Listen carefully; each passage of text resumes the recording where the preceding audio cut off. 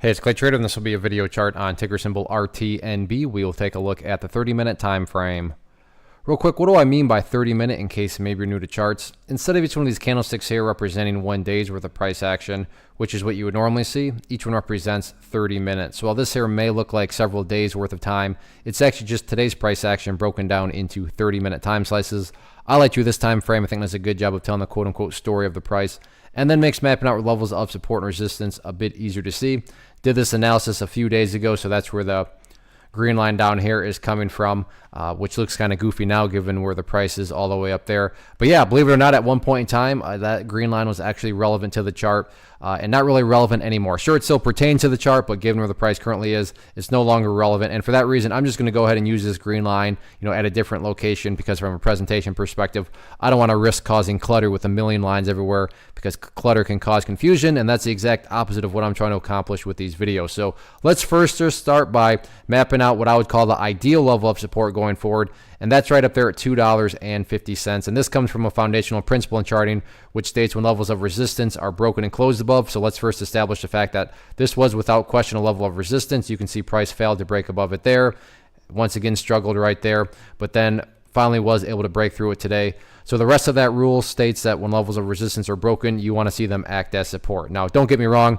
If the price falls below 250, I'm not saying the entire chart's ruined or anything like that. But yeah, preferably speaking, if the price can stay up above there, that would make the chart look the best. Taking a step back though, and maybe you're saying, look, Clay, I just care about the health of the overall move right now. How do I gauge the strength of the move?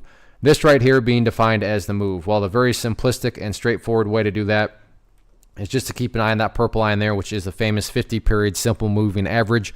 Keyword there being moving. So as time goes by, that purple line is just going to keep on moving itself higher and higher and higher. So in a very simplistic approach in terms of how is the health of the move, how is the strength of the move, simply put, as long as the price is above that purple line as the line itself moves its way upwards, then the bulls are in full control, the bulls are in full health, however you can best visualize that. No questions asked. As far as levels of resistance are concerned, pretty straightforward here from a technical perspective, and it has to do with that pink line there, which is the very famous 200-period simple moving average. You can see that has already acted as resistance once. Don't get me wrong, I'm not saying it's impossible to break through that, the 200-period simple moving average. I'm just saying it makes sense why the price did struggle with it today, and that'll definitely be public enemy number one going into tomorrow and the remainder of the week. So without question, very, very powerful day today. So we'll see if the bulls continue to build upon this momentum or not.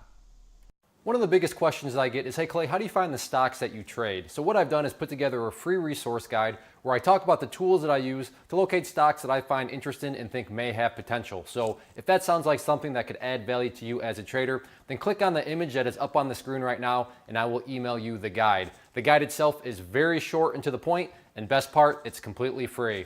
Thanks for watching the video. Let me know if you have any questions.